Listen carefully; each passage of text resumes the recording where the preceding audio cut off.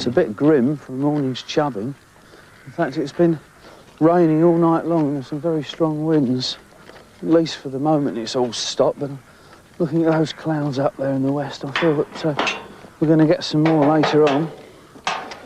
Oh, this is an awkward gate to open and shut.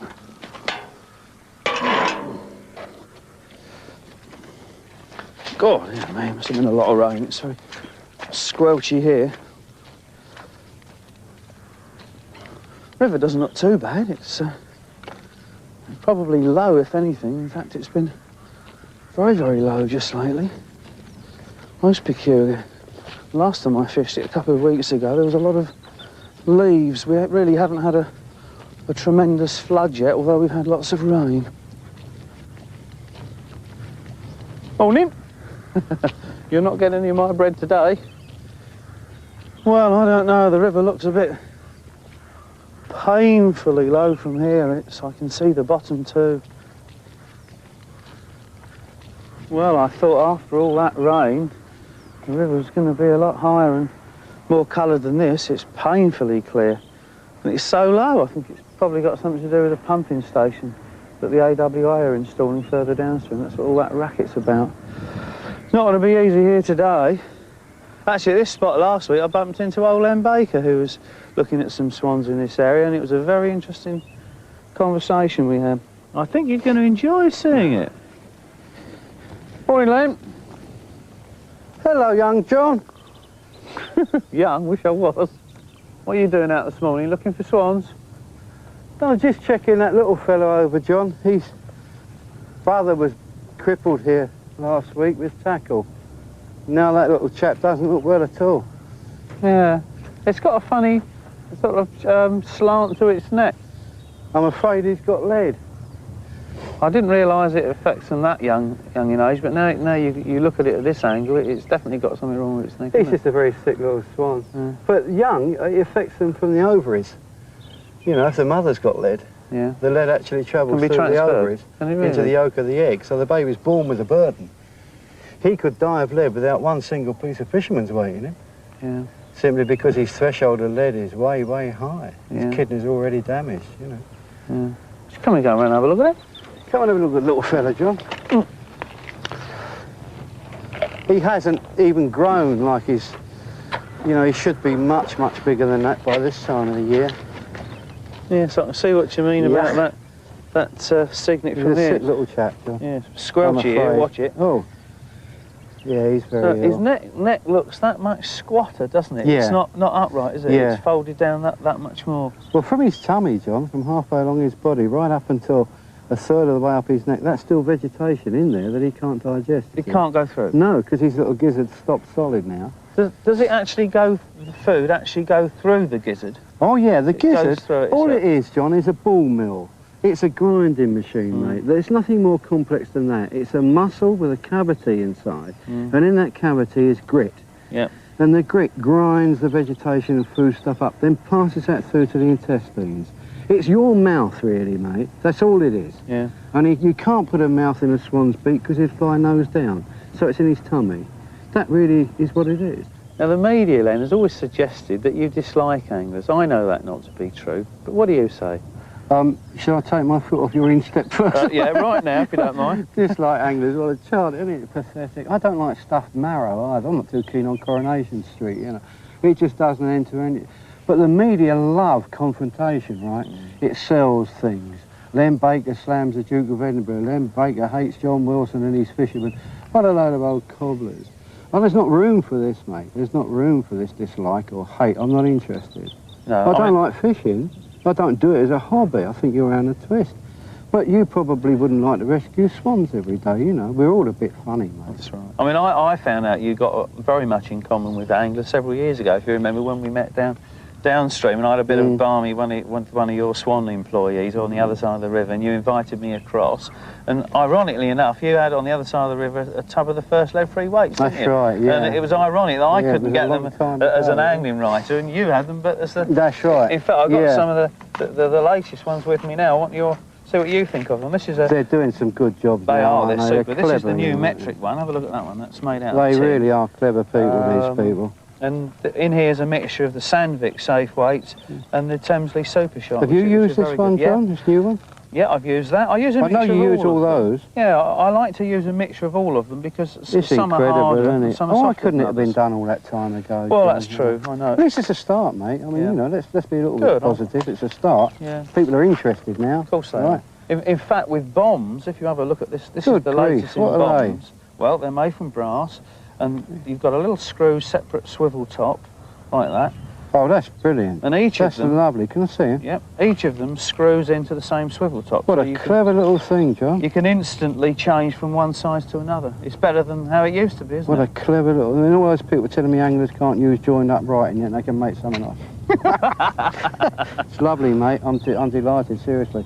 And what can be done, Len, from the shooting point of view, what can be done? Anglers are trying to put their house in order by all these lead-free, non-toxic alternatives. What can be done in the shooting situation? At this very moment that we're going out, and I don't know when this will go on the television screens or whatever, but while we're talking, the British Association for Shooting and Conservation are working with the NCC on the death of hooper swans through lead poisoning.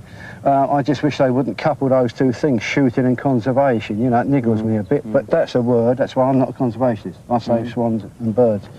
But they're working on it, but it's going to take an awful long time. Yeah. Can you imagine if we could weigh the amount of lead used, for example, on a clay pigeon shoot for Saturday afternoon, John?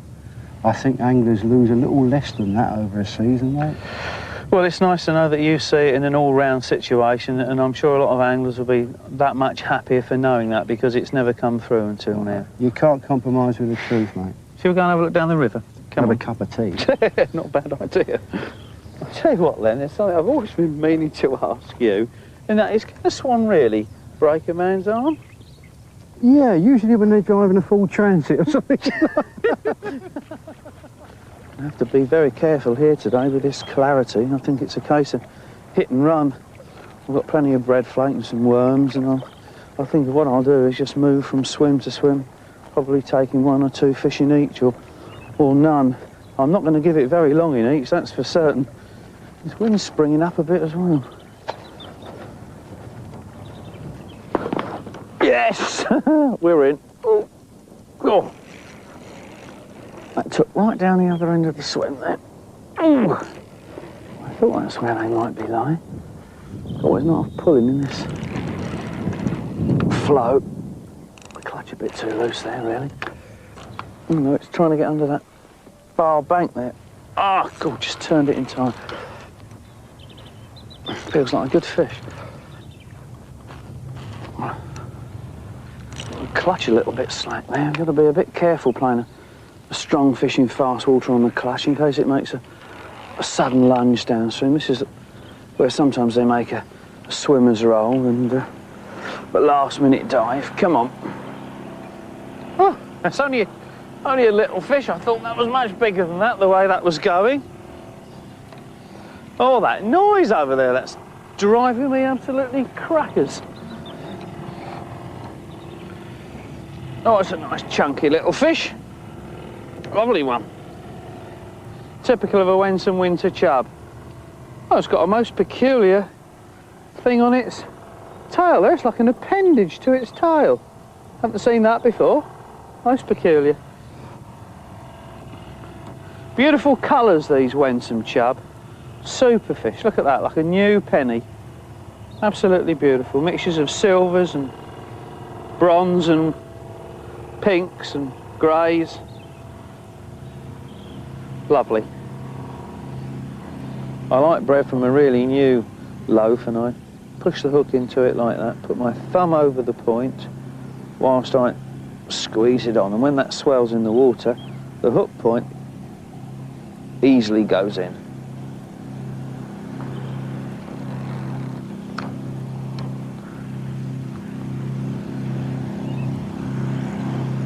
That's better.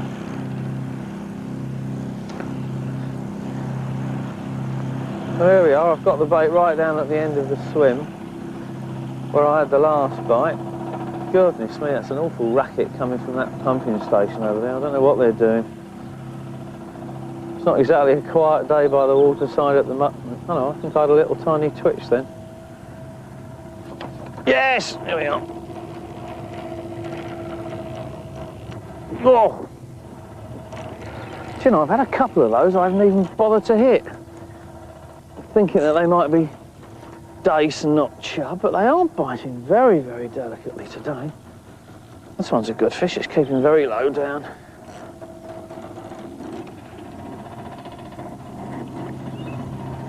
Oh yes. Oh yes, that's a good one. Come on.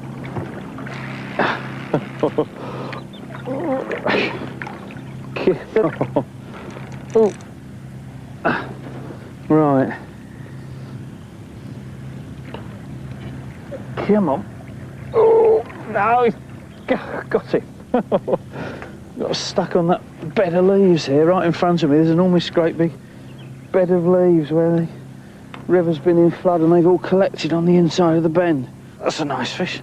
About the usual sort of stamp of these Wensum chub, about 2.5 to 3. There we are. Lovely looking fresh fish, that.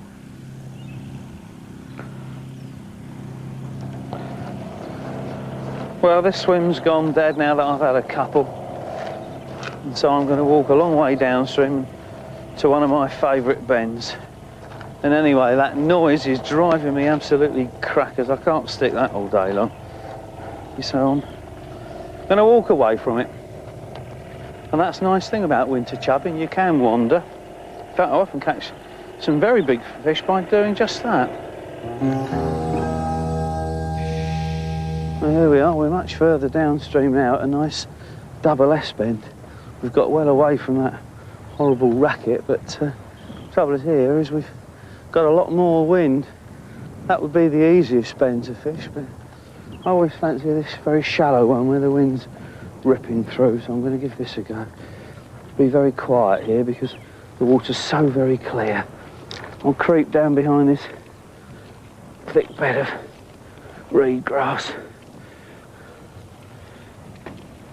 Right. This is a better spot. I can put my rod rest and store down here. I think I'll start by putting in a little mash bread.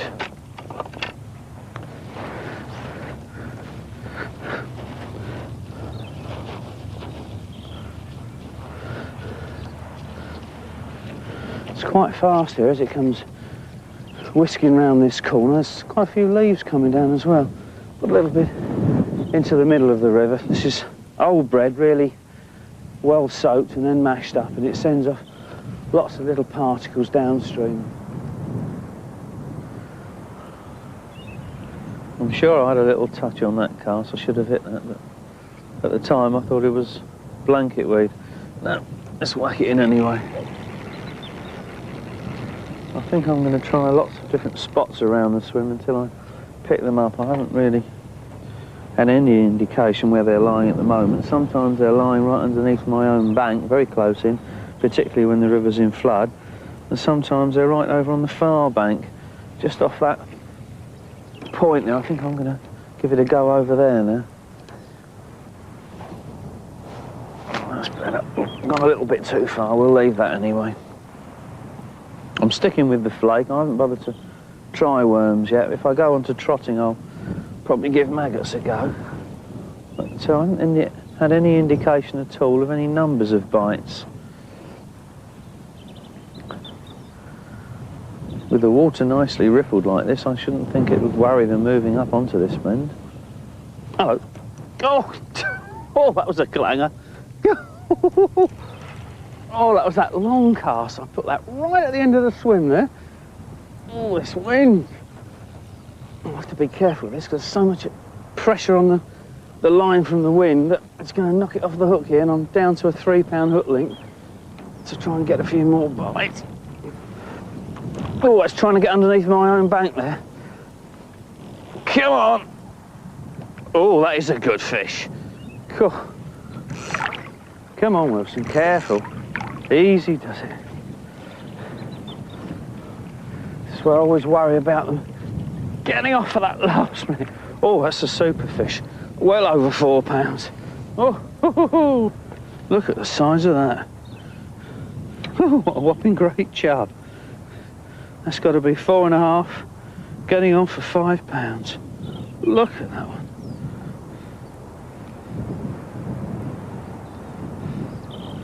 Oh, that's fabulous. That's the biggest chub I caught in this swim for a long time. I think I'll have to unhook him with the forceps.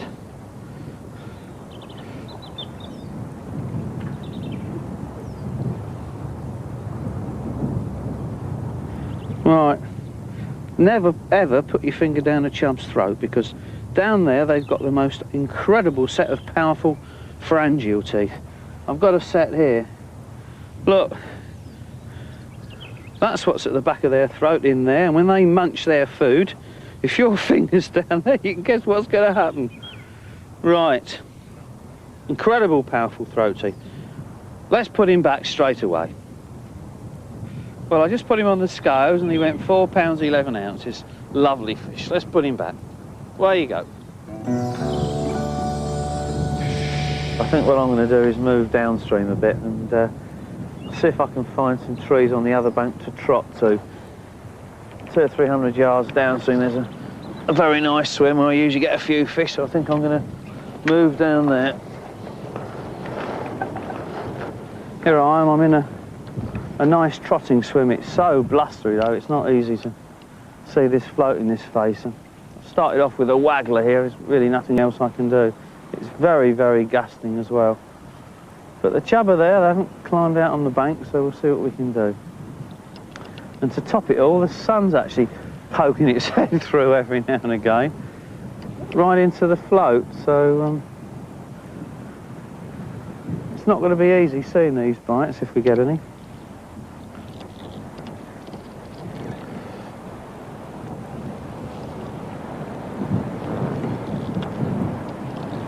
Right, let's straighten up. There we go. I did have 10 minutes quiver tipping first without the touch. See what the float brings. Wind's difficult. It really is. Yes! This feels like a good one. Oh, it's really putting some bend in the rod. It's kiting upstream now. This is where I worry about the little hook coming out when it comes opposite me. It invariably does. I don't know why. It's probably the angle the hook went in at. That's a good... Oh, that is a good fish, yes. The first thing you see about a chub is its enormous great mouth and those big old rubber lips coming to you. Come on. There we are. Come on. There he is. Got him. Good. Oh, it's much nicer catching them trotting, even if this wind is proving a bit difficult. I always think I'd sooner have a chub trotting than 4 on the ledger. It's a nice plump fish. About 3.5. Lovely plump Winsome chub. Where's the hook? Oh dear me. Hardly in at all. I nearly lost that one. Right, as this water's so clear here, I think what I'll do, I'll put these in the net. I don't really like putting them back in the water when the river's so clear, so I think I'll put the keep net up here, out of the way. I have to be very careful because this bank's so squelchy here. Wow. Right. Let's dampen the net first of all. There's a nice fish, that one. Nice and chunky. They fight so hard on light tackle, that's what I like about them.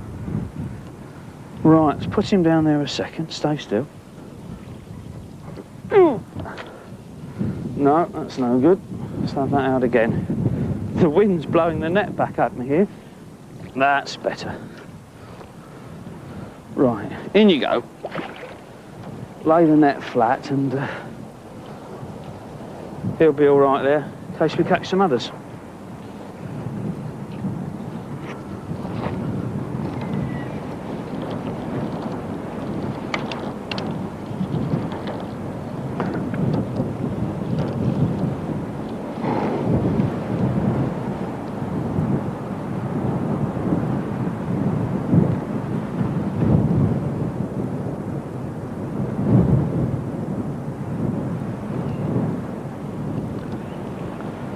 going down nicely now. The wind's gone a bit quiet on me there. This is the sort of run through where you get a bite. Yes, and it's there. Oh, woo-hoo-hoo. Come on. Oh, it's trying to get under those trees. No, we're okay. Oh, it's not ready yet though. Come on, baby. Come on. Dump the Johnny. No, he's still not having it. Strong fish, this one. It's not enormous. It's not as big as that 4-pounder, but it's fighting really well. Come on. When they got their mouth open, they're ready. Oh.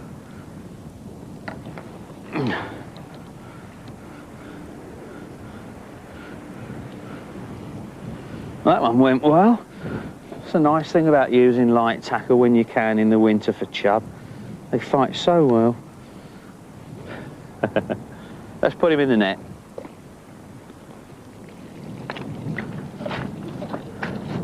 Just put 2 yellow maggots on this time. I like these yellow maggots. They're dyed with a non-carcinogenous dye, and I think they're excellent for clear water. It's a moot point really whether they really make any difference to bites, but I think if you think it does, then that's half the problem. Gives you that little edge of confidence.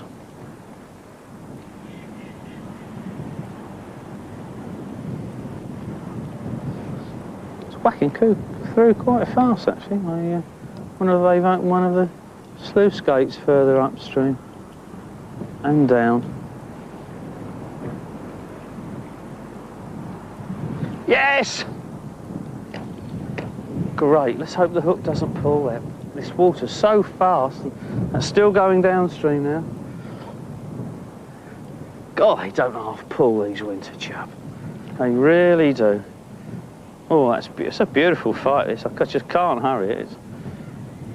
Oh, the wind, when it blows, comes to me and puts so much torque on that rod tip, it's liable to rip the hook out, so I've got to go just that little bit more steady than what I normally would, really.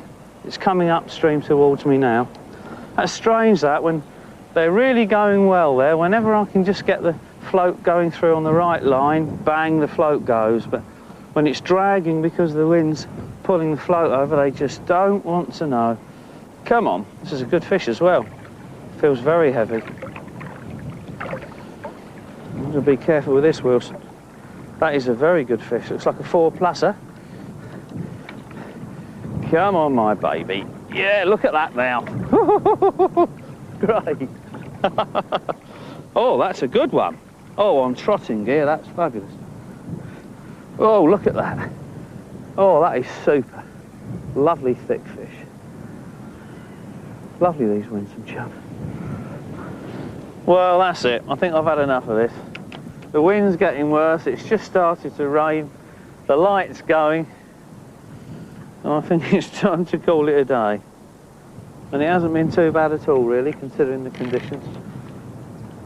I didn't expect to catch so many fish from this swim. I was really going to have a bit of a wandering day. Let's have a look in the keep. Let's see how many we've got. Ooh!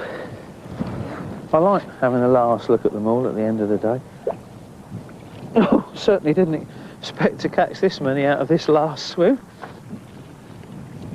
There we are, 6 of the best. That's a good one. Possibly 3.5, 4. All the rest probably 2.5 to 3. I didn't expect to get 6 out of that swim this afternoon in this weather. Right, let's put them back. Oh, that's the good one. Oh, they're in super condition, these chub. Oh, that one shot off. Oh, this water's freezing. Oh, that's a good one as well. Perhaps I was underestimating some of these. They're not bad fish. Perhaps get a little bit flippant at times on the Wenton because it's such good chubbing. There we are. Away you go. Last one. I think I've kept the smallest one for last. There you go.